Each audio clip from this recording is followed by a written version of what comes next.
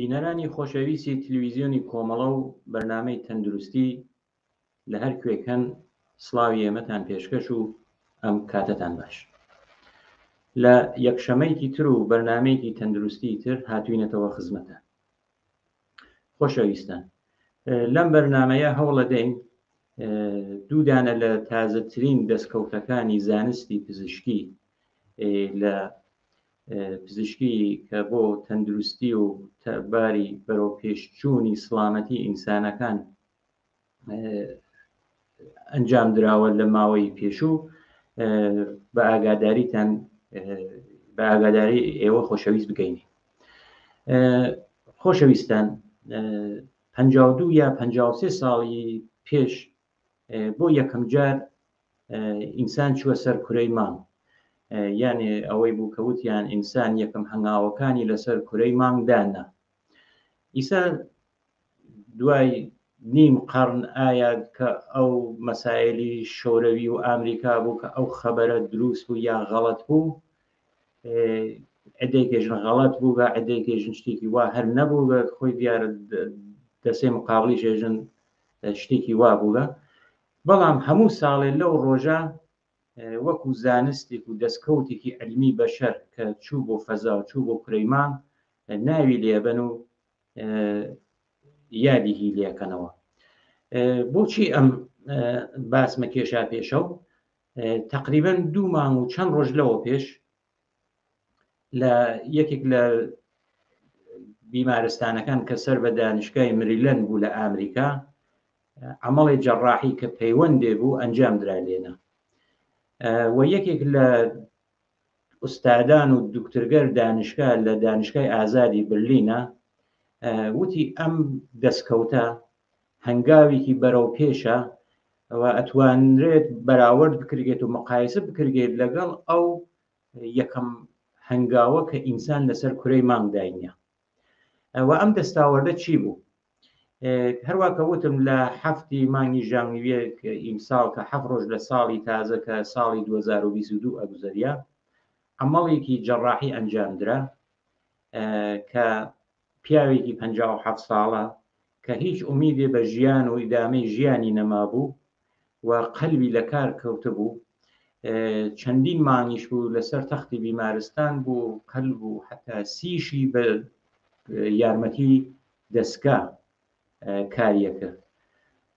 ئەوە بوو بۆ یەکەم جار لە مێژووە پەیوەندێکیان ئەنجامدا. ئەو پەیوەندیشە پەیوەندی قەلبیە، پەیوەندی دڵی خووکێک بوو بۆ یەک نەفەرە. ئەو یەک نەفەرە کە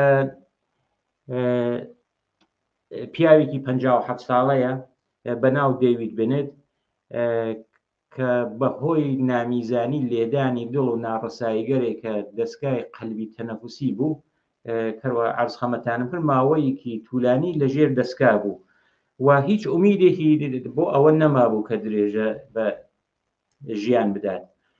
ئەوەی کە خۆیشی باسی کردو وتی یەک انتخاب ماو، یەک هەڵبژاردن ماو لە بەردەستما، وەکو تەقاندنی فیشەکیش ناو تاریکی بوو. ئەوەی بوو کە ئەو ڕێگە هەڵبژێرم و ئەو ڕێگە هەڵبژێردرا و ئەو عەمەڵە ئەنجامدرا و تا ئەم کات و ساتە کە ئەم بەرنامە بڵاوێتەوە ئەو یەک نەفەرە لە ژیاندا ماوە، هەرچەند لەژێر چاودێریە ئاوات و ئارەزوی خۆی ئەوەسە کە ژێر من لەو تەختە لەو شوێن نەخۆشینە لەو تەخت بیمارستانە جیابمەوە و بتوانم ژیانێکی عادی دەست پێ بکەم. و دکتۆرەکانیش بۆ ئەوەی کە یەکەم دەستکەوتە لەمبارە و خۆیشیان ئزعانیان کردووە کە هەموو شتێ بەرەو باشیە چێ وەلێ لە ئایندە نازانین چۆن ئەبێت، هێشتا دەستوری مەرەخەزکردنی ئەو یەک نەفەریانە لە خەستەخانە نەداوە. بۆ ئەم بەحسە ئەگەر بینە سەر ئەوەی کە بزانین پەیوەندەکە چۆن بوو، ئەسڵ پەیوەند بۆچی لە خووکە و کەڵکیان وەرگرتووە بۆ ئەوەیە، ئێمە گزارشەکە بە شێوەیەکی تەسویری ئێرای ئێوە خۆشەویستیانی ئەدەم کە داواکەم لە هاوڕێ هاوکارم لە ئوتاقی فەرمان کە تەسویر یا وێنە یەکمان پێ نیشان بدات. بەڵێ بینەران هەروە کە لەو تەسویرە ئەبینن پێشتریش سی یا ڕیا جگەر گورچیلە یان کولیە لە تەرەف خووکە و خووک کە ئەوێتە دەهەندە وەک ئیحدا کونەندە بە گیرەندە ئەو کەسێک کە وەریەگرێ ئەو عەمەڵگەریشە ئەنجام درابوو، یانێ هەم پەیوەند ڕیە کریا بوو هەم جگەر هەم گورچیلە، بەڵام پەیوەندی ڕیە و پەیوەندی جگەرە و گورچیلەکە هێشتا ئەوان دروستە سەرکەوتوو بووگە، بەڵام هێشتا تاقیقات و ئازمایشات و ئەوەی کە دەستکەوت بەرەو پێشچوونێکی باش دەستکەوێ هێشتا هەر ئیدامەی هەیە. بۆ خووکیش ئەگەر شارەکەین کە بۆچی خووک هەڵبژێردرا، پێشتر شاید زیاتر لە نیم قەڕن پێشتر لە پێسی خووکیش استفادە کراوە. یەکەم پەیوەندەکانی پێس کە ئینسان لە حیوانێکی تر لە جاندارێکی تر پێسی قەرز کرد کە پەیوەندی بە ئینسانە و قڕواقیە قڕپۆق بوو، بەڵام دوای ماوەی ئەو پەیوەندە ئەوە بەرگەی ناگر ئەیدا دواوە و پێسی خووکیان ئازمایش کرد تاقی کردە و جواوێکی خاستری داوە، هەم ئەوەی کە بەدەن نەیەدا دواوە و هەم ئەوەی کە توانیان دواتریش حتا تەقەڵی بەقیەکردن ئەو کەسێ زەخمەوێ لە شوێنە، بەڵام ئەو تەقەڵگەرە وا لە ناو ئەدرگێوە چاو دیار نییە لە دەرە و تاقیقات کریا لە جنس لە گۆشتی خوک دروستکردێ باشتر جواب بداتەوە. ئەگەر ئێمە بە فەرز من مثالێک بم بۆ ئێوە خۆشەویستان وە بیسراوە کە بە فەرز یەک نەفەر ئەو شوێن عەمەڵیە سوورە بووگە خوریان و خارشی بووگە یا تەرەشحاتێکی لێ هاتکە، ئەگەر لە تەرکیباتێک کە لە خوک استفادە نەکریاگەر لە تەرکیباتێکی تر کەڵک وەربگیرگێت ئەو واکنشکەرە ئێمە شاهدی ئەوین. لە خوکیشە ئەمە دەیان ساڵە کە هەر لە قەلبە عەمەڵێکە کردێت کە عەمەڵ دەریچەی ێژن تعویز دەریچە عەوەزکردن و گۆڕینی دەریچەی قەلبە، ئەوەیشە هەر لە خوک استفادە لە دەریچەی قەلبی خوک استفادە کردێت کە دەستکەوتێکی زۆر باش بووگە. ئەمانە سەرەتاکانی ئەوە بووگە کە بیر لەوە بکردێتەوە کە لە ئەندامەکان و کۆندامەکانی لەشی خوک استفادە کردێ بۆ پەیوەندان بە ئینسان. من دیسان لە هاوڕێی هاوکارم داواکەم ئەگەر وێنەی دوومان بۆ نیشان بدات. لە وێنەی دووە خوک منبعێکی چاکە بۆ پەیوەندان. بۆچی؟ یەکەم ئەوەی کە ئەندامەکانی لەشی زۆر لە ئەندامەکانی مرۆڤە چێت تقریباً گورچیلەکانی شێوەی کارکردنەکانی چۆن ئەو میز و ئدرارەت دروستەکە، دڵیشی کە لە وێنەکانی دواترە هەر نیشانتانە دەین کە چییە، و بێ پێچەوانەی ئەو حیواناتەی کە پێشتر استفادە کریاگە وەک کە لە ئەنواعێکی شامپانزە یان نوعی مەیمون بوو بەناو بابوون. خوک یەک خاسی تریشی هەیە کە تقریباً تەکسیر و تەولیدی مثلکردن و زاد و وەلەدی لە شامپانزە و لەو نوع مەیمونەکان تر زۆرترە. و مشکڵێک کە ئیسە هەیە لە پەیوەندە لە کولی لە هەموو دنیا ئەوەسە کە عەرزە و تەقازا فەرقەکە. تەقازاکە زۆر زیاتر لە عەرزەکەس. ئەوەیە کە مەسەڵ لە هەر وڵاتێکە چە لە پێشرەفتەترینەکەیەوە تا ئەو وڵات زەعیفگەرە بۆ پەیوەندی ئەندامی لەش ئینسانەکان ئەبێ مانگەر یا ساڵگەر ناو سەفە بن لە نۆرە بن تا ئەندامێ لە کەسێکی تر وەربگرن وە بتوانن بە فەرزت ئەندامێ لە ئینسان وەربگرن. من هەر داوا لە هاوڕێی هاوکارمەکەم هەر وێنەی دووەکە بێرێتەوە بۆمان.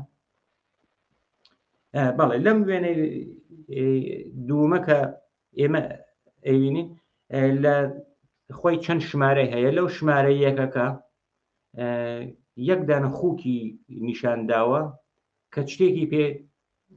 تەلقیحە کردێت، تەزریقە کردێت، ئەوە ئیسلاحی ژنێتیکی یەکەن، یانێ ئەو خووکە ئیسلاحی ژنێتیکەکەن کە ئەو ئەندامگەرە کە دروست ئەبێت لە ژمارە دووەکە ئەوێنیت هەرە خووکە چەندانە بەچکەی بووە، ئەو خوگەرە ئیسلاح ژنێتیکی کریاگەن. چەندانە ژن کە وەکو وەک شناسنامەیەکی ئینسانە کە مەسەڵەن چۆن ئەسەر ئەمووسێکە دیارە یەک نەفرێژنەوە ئەسەر پەنجەیە واسە دێنای هەر کەسێکیش بۆ خۆی ئەوەست. ئەو ژنگەرە تقریبەن چەندانە ژن لە ئینسانەکان لە خوگەکە وەرەگرن، بۆچیش وەریەگرن؟ بۆ ئەوەی کە هەر جسمێکی خارجی کە تێتە ناو لەش بەدەن سیستمی بەرگری هەست لەگەڵ ئەو سینە مقابلاکە لەبەری ئەوێسێتەوە. بۆ نمونە ئەگەر یەکدانە نمونەی سادە یەکدانە دڕک بڕواتێ سەر پەنجەی کەسێکە ئەویری دوایینەکە ئەو شوێنە سوورەوێتەوە و بلۆخەکات ئازاری هەیە. ئەوە سیستمی لەش سیستمی بەرگری لەش ئەزانەی کە شتێکی غێرە هاتووەتە ناو لەشە و وەخ ئەچن دفاعەکەن ئەو شناساییەکەن لەگەڵی شەڕەکەن. ئیسا حسابی ئەوەکە تۆ بیت ئەندامێکی لەش بێریتە ناو لەشی ئینسان کە ئەندامێکی ترە بێت تێریت لە خووکە یەکدانە لەو کە من وتم ئەو ژنەسە فۆری بەدەن ئەیشناسی ئەچوو بووی دانێ لە تەلاش و کۆششی ئەو دکترگەرە ئەوە بوو کە ئەو ژنە ئەو ژنە لە هین خووکەکە جیاکەنەوە کە ئەگەر ئەندامەکەی سە دڵە کولیەیە جگەریە وەسلیەکەن بە لەشی ئینسانە و ئەو لەشە فۆری شناسایی نەکا کە بەڵێ شتێکی غێرە هاتووەتە ناو بەدەنمان هابڕین لای بین. ئێوە بینەران خۆشەویست حتمما ژنەتوتانە مەسەڵەن ئێژن فڵانە کەس چوو بە فەرز کولیەیەکیشی کرد وەلێ بەدەنی دایە دواوە دایەک هینن قبوڵی نەکرد لە کار کەفتەوە. ئەوە هەر ئەو سیستم بەرگریەسە کە ئیسە بەو شێوەگەرە سەرکوبیەکەن کە نەتوانێت دفاعی خاسکات تا ئەو ئەندامە جێگاوێت دوایەوە شناساییەکات. ئەوە یەکدانە لە فەوایدەکەی بوو. هەروەکە پێشتریش ئەرزخەمەتانە کرد بۆ خووک دەیان ساڵەکە لە دەریچەی قەلبی خووک بۆ دەریچەی قەلبی ئینسان استفادا کردێت و جوابێکی باشی داوەتەوە و ئەوە یەکێتر لە مەزایایك بووگە کە ئینسان بەرەولای خووک چوگەیانی علم کچووگە لە خووک خەریکە ئەندامێک قەرزەگرێت بۆ ئەوەی کە پەیوەندی بدرگێت و تقریبا بۆ ئەم ئەمەڵ جەڕاحیشە کە کریاکە ئەوە نییە کە فیلساعە و یەک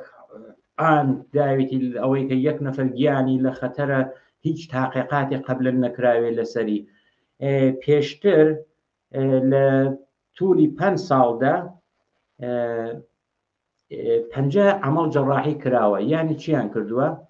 هەر قەلبی ئەم خووکە ئیسلاح شودەگەریانە دەرهێناوە و داویانە بە ئەو نوعی مەیمون بەناو بابوون. یعنی ئەوە نییە کە ئەم ئەمەڵە بۆ یەکەم جار و بە شێوەیەکی سەریع و بەرقی و کتوپەڕ دەستی پێکردوێ. تاقیقات قبلی کراوە شێوەی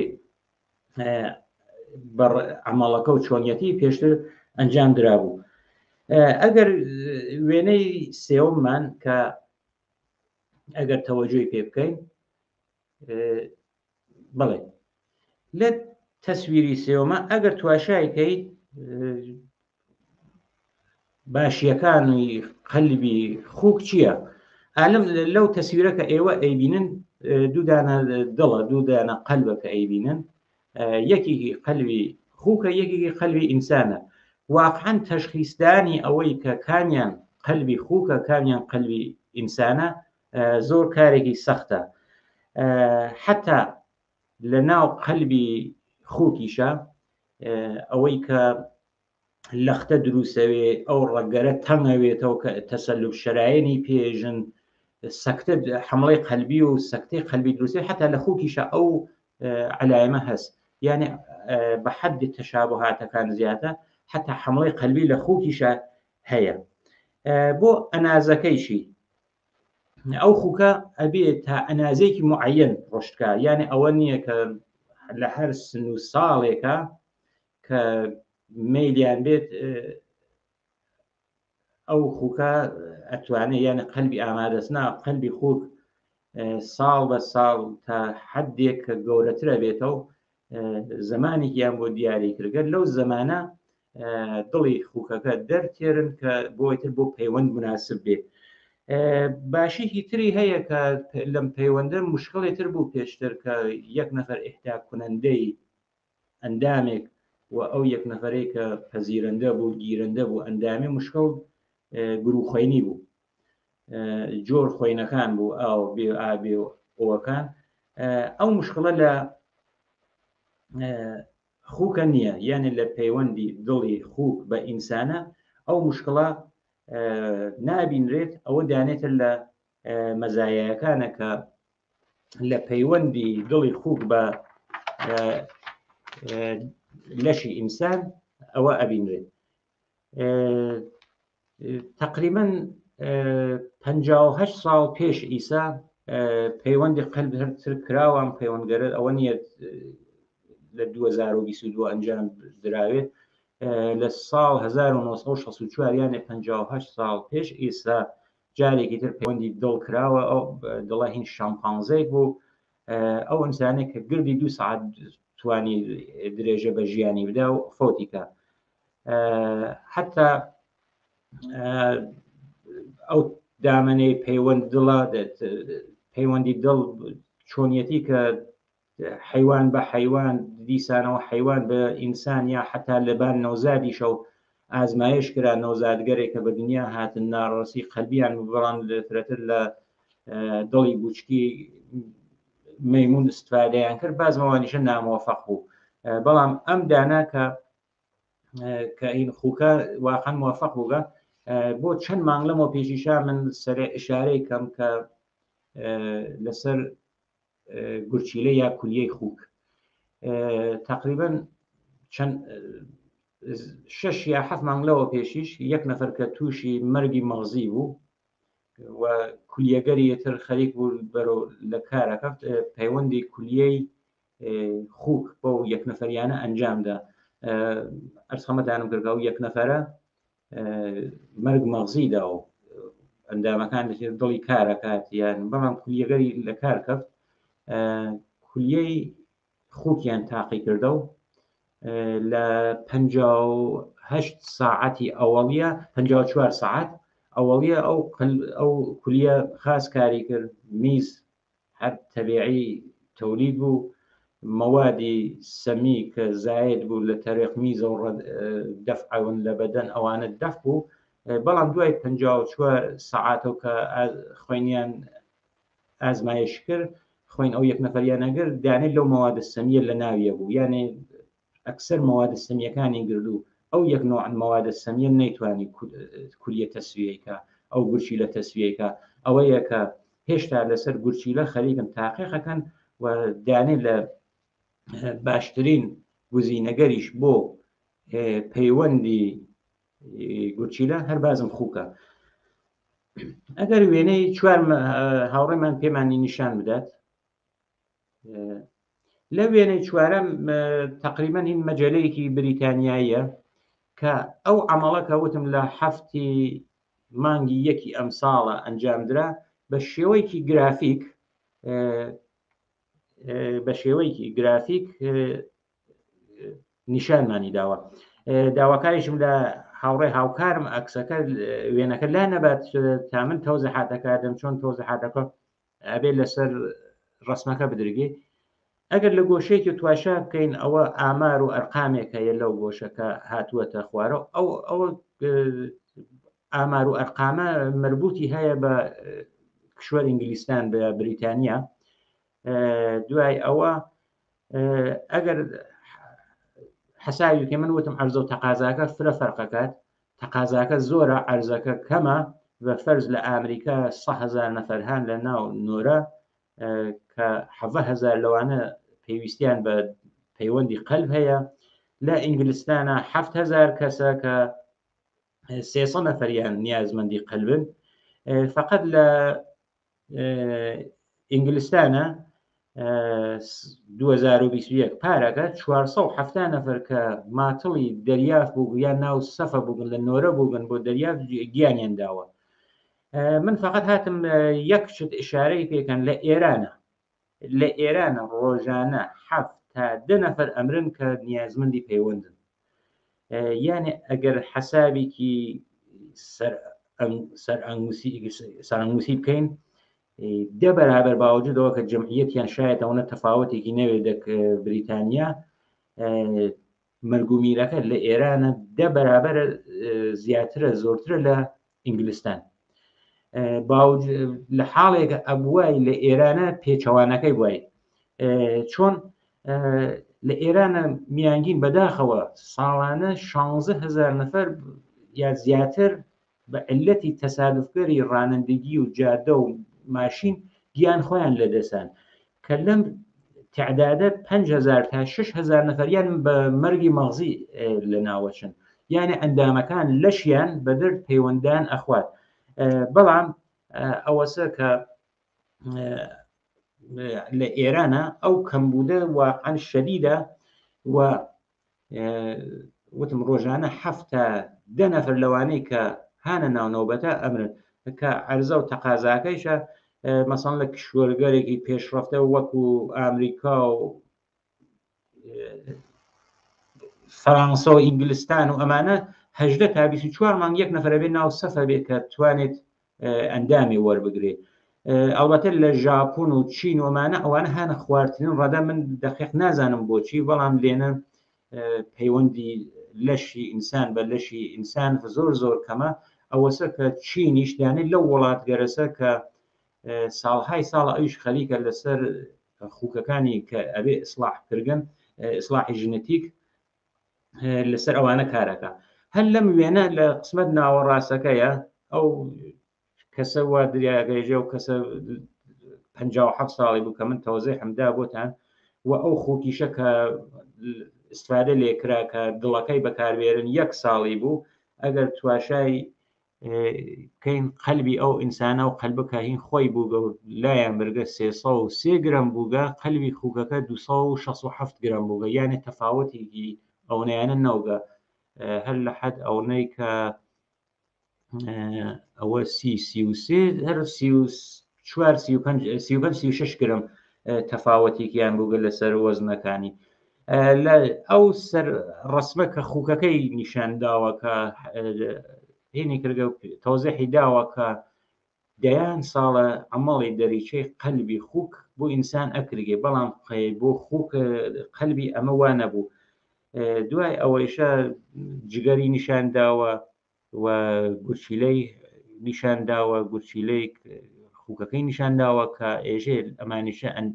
بەکار هێنراون بۆ پەیوەند بەڵام هێشتا تاقیقەکان درێژەی هەیەوە تواو نەبووگە لە ئەم گۆشەکەی تریش ئەوە کە ڕەبتێکی من وازانم بە وەکو زنجیر وەکو پلێکانە ئەوە نیشانەدا کە چۆن ئەو زنجیرەی ژینتیک و ژنگەر ئینە دەستکاری کریاگە کە بۆچێش دەستکاریەکەن کە ئەوە ئەرز خەمەتانم کرد تەوزیحێکماندا و کە ئەوە بەخاتر ئەوە دەستکاریە کردێ کە ئەو ئەندامە وەختی ئەدرگێ بە ئینسان نەیاتە دواوە لەم ئەکسە شێتر وایە نەنووسیگە فقط وە ئشارە کریاگە کە سعات 8 تا 11 سەر لە بەیانی ئەو خوکیانە ئامادە کردووە دوای ئەوە سعاتی دەی بەیانی ئەو ئینسانیانە ئامادەکردەوە بۆ عمل ئێترەوە کارگەرەوە پێش جەڕاحیەکەن تا گەیتە مەرحەلەی بێهۆشی و عملەکەی 6 ساعت درێژەی کێشاو یانە لە 11 بەیانی و تا 5 ئێوارە کە ئەوێتە 6 ساعت تولی کێشاو ئەگەر وێنەی پنجیشکە هاوڕێمان زەحمەت کێشە لەو تاق فەرمان و نیشانمانی بدە ئەوە هەر ئەو ئینسانەسە کە قەلبەکەی وەرگرتووە و ئەو قەلبیشە لەو فاصلە کە هاورد لە ناو مەحفەزەی کە نگاداریان کردگە کە مایعێکی تێبووگە لە ئەو مایعە ئۆکسیژنی تێبووگە کە هەوا بگەینێ بۆ عەزولەی قەلبە کە لە ناو نەچێت و دەماکەشی 8 دەرەجەی بووگە کە هاوگە گەیاندویانە بە شوێنی وتاق عمەڵەکە و ئاخرین وێنە کە هاوڕێمان نیشانمانی بدە بەڵێ ئەمە ئەو جەڕاحەسە کە بارتلی گریفیسی ناوە ئەبێ کە خۆی بە دووربینەکەی خۆی ئەکسێکی گردووە لە ئەو پیاوە 57 ساڵە کە قەلبەکەی وەرگردووە ئەکسێکی سلفی لە خۆیان گردووە کە دەستکەوتێکی گەورە بووگە لە علمی ئیمڕوە ئەلبەتە ئەو دکتۆرە تەنیا خۆی نەبوو چەندانەی تر دکتۆر بوون دەستیارێکیشی بوو کە دکتۆر محەممەد مەحیەدین بوو دکتۆرێکی پاکستانیە تر بۆ ئیدامی تەحسیڵ و ئەمانە کە من تواشایی هینەکەیم کرد چووگە بۆ ئەمریکا ئیتر هەڵ نەگەڕاوەتەوە لێنە دانیشکەوە ئەو دکتوریشە لەبار ئەو سیستم ئیمنیە و کە بەدەن فەوری واکنش نیشان نات و ئەو ئەندامە باتە دواوە و لەو زمینە دەستیاری ئەم دکتۆر بێرتلی گریفسە بوو. ئەم بەحسی ئەوەڵمانە لێرە تەواو بوو بۆ بەحسی دووم و بەحسی ئاخری ئەم بەرنامە کە لەسەر پەیوەند بوو دیارە پەیوەند ئەوەسەر لەش ئینسان بۆ لەشی ئینسانێکی تر و پەیوەندی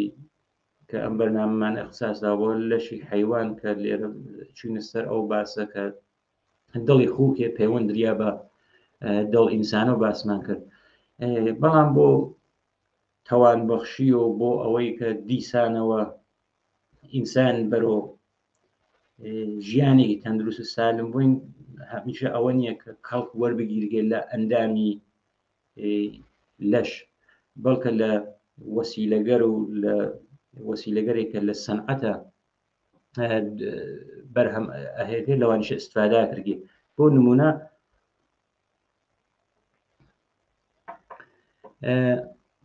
یەک نەفەر بەناو میشەڵ ئەگەر اشتبام نەکردوێن ناوەکەی بەناو میشەڵ بەڵێ ناوی میشڵە لە ساڵی 2017 یانێ 5 ساڵ لەوە پێش بە دوای تەسادفێکی کە لەسەر موتۆرسیکلتە کردبووی قەتنوخاع بێ یانێ لە کەمەر بەرەو خوارە و فەلەجی کامڵە بێت دوای ئەوە ویدۆی کەیە کە نیشانتانیە دەین لەو ویددیوە ئەبینن کە ئەم یەک نەفەرە ئەو کەسانەی کە لە ئێرانە چوتن کاریان کەفتوێتە لای یاد دەندان پزیشکی یا ئۆرتۆپد ئەزانن بە کەلیمەی ئیمپلنت ئاشنان ئیمپلنت یانێ وەسیلەیە کە بە فەرز وەک سادەین وەک پێچ و مۆرێک کە مەسەڵەن درگایەک و گەرەکمان بێت شتێ وەسڵکەینەوە یەک ئیمپلنت گەرێکە لە وەسایل پزیشکی ئیستفادا کردێت لەم وەسیلە ئیستفادەیان کردگە کە چووگنە ناو سیستم نخاع و بین مۆرەکانی و ئەو حسگەرە ئەو سیگناڵگەریانە هەناردووە کە ئەو یەک نەفەرە بتوانێت دووبارە هەڵسێتەوە سەرپا و ئەو یەک کەسیشە ئیسە بە توانیویەتی هەڵسێتە سەرپا کە ویددیوەکەتان دی خاستەر متوەجیە بن ئەوبەتە نە ئەوەی کە توانی بێ کومەک بڕواتە ڕێگا لە ئێرانە واکریان پێوتی تر بەڵامی ترەوەی چرخی نەبوو نەزم چی پێژن بە واکرێکی چرخدارە بۆ کومەکە و ئەتوانێ بڕێتە دەرەو تر ئەو ئیمپلنتگەرە کە هێناکردە وەکو ئلکترۆدگەرێکە کە ئەو ئلکترۆدگەرە لەو قسمەتەوە نخاعی ئاسیبی دیگە لێنەدایان کردە، یعنی ئەو مۆرەگەرە ئەو شوێنە وە گەورەترین و زۆرترین ئاسیبی پێگەیوە لەو شوێنە دایانناوە کە دوای ئەوە کە باز قسمەتێک تریان وەکو تحریک کوونەدەی ئەعساب لەبان قسمەت زیکی بنیامەکۆ داناوە قسمەت نەهایەتیشی ئاخری ئەو سیگناڵە وەکو بەرقە ئەشێ بەرەو پاکان کە ئەو کەسیشە خۆی قساکە ئێژێ سعیمەوەسە هەنگاوەکانم چاکترکەم و سرعەتیشم زۆرترەوەکەم و دیارە یەواش ئەرواتە ڕێگە ئیسا توانێت 50 متر تا 100 متر بڕوات وەلی هیوای واسە کە تا چەند مانگی ئایەندە ئەو کەسە توانێت 1 کیلومتریش ڕێگە بکە. بەڵام ئەو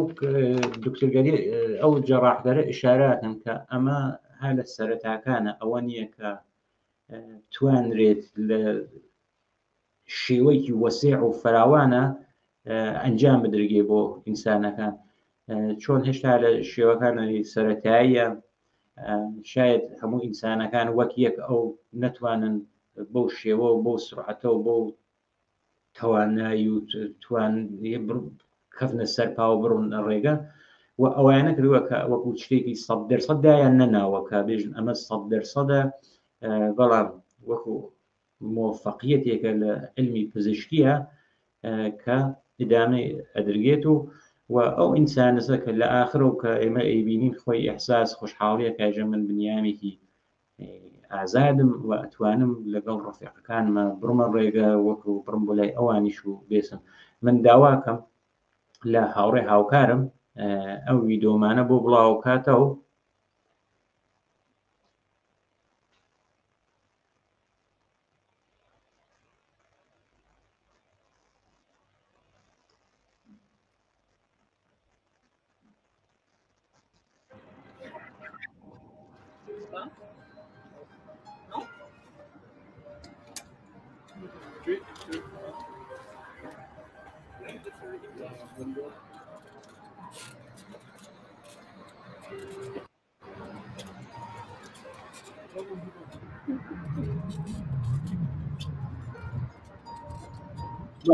بەوەسیلەی ئەو واکرە ئەڕواتە ڕێگە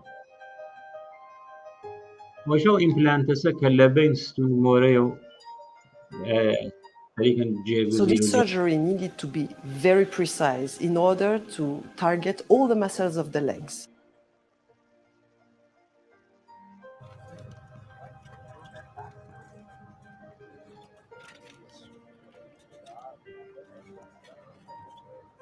Every day I walk around 2 hours. Now my training is to improve the quality of the step, to be more fluid, and also the speed. For the moment, I can walk 1,500 meters. And my goal to reach 1 kilometer for the summer. Maybe, yes.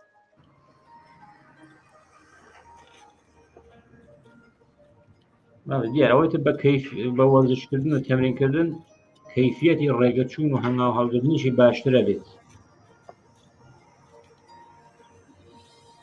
The next step is to start earlier, just after the injury, when the potential of recovery is much larger. I'm free. I can walk wherever I want. In this moment, okay, now I'm walking.